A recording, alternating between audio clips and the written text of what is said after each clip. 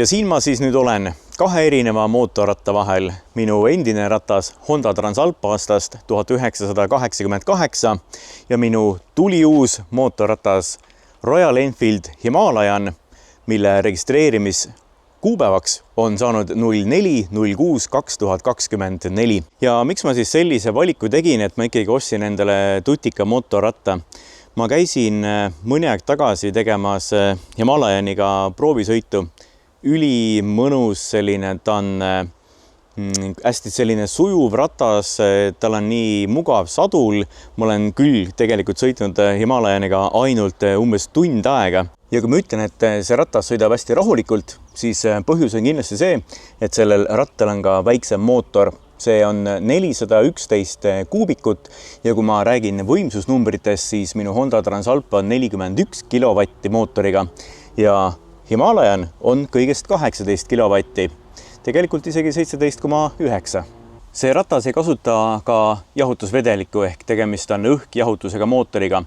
Küll aga on tal siin nurga taga pisikene õliradiaator ehk siis mootoriõli, käib läbi radika ja niimoodi ta ennast ka jahutab. Ja kui tulla veel korra selle tsikli tagumisosa juurde, siis on tal olemas taga ka ketaspidur, mis on minu jaoks uus, sellepärast et Transalp kasutas taga trummelpidurit.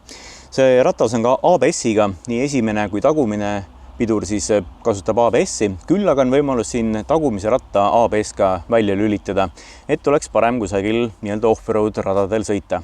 Kütusepaak on 15-liitrine võrreldes Transalbi 17 liitriga.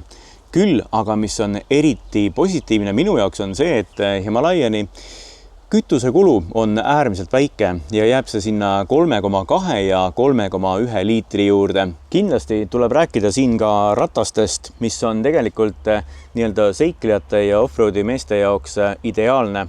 Ees 21-tolline ja taga 17-tolline. Ja kui me tuleme korra veel numbrite juurde, siis see 411 kuubikuline mootor on nagu näha ka ühe silindriga.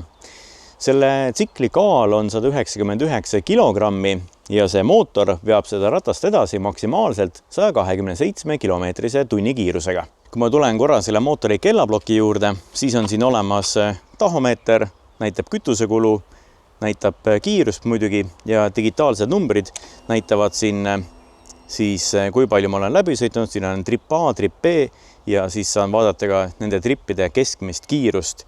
Lisaks on siin ka kell peal ja näitab ka hetke õhutemperatuuri, mis on siis 26 kraadi. Ja lisaks on suure uuendusena võrreldes siis Transalviga sellele rattal olemas ka käigunäidik. Kas ma sõidan esimese, teise, kolmanda, neljanda või viienda käiguga, saan ilusasti ekraani pealt vaadata. Küll aga asi, mida ma ei ole veel kuidagi selgeks saanud, on selle mootorratta nimi. Kord on ta mul Himalayan, siis jälle Himalayan. Õigem peaks olema just see viimane hääldus. Royal Enfield on Indias mootorrattaid tootev ettevõte, mille peakorter asub Chennais. Tegemist on ühe vanima pidevalt tootmises oleva mootorratta kaubamärgiga. Ja nagu nime järgi võiks arvata, siis juured lähevad hoopiski Inglismaale. Esimene ratas ehitati valmis juba 1901. aastal ja seda esitleti Londonis Stanley Cycle Show'l. Jõuallikaks oli toona 1,5 hobujõuline mootor, mis loomanahkse rihma abil ratast edasi viis. Järgmises videos lähen juba tsikliga esimesele sõidule.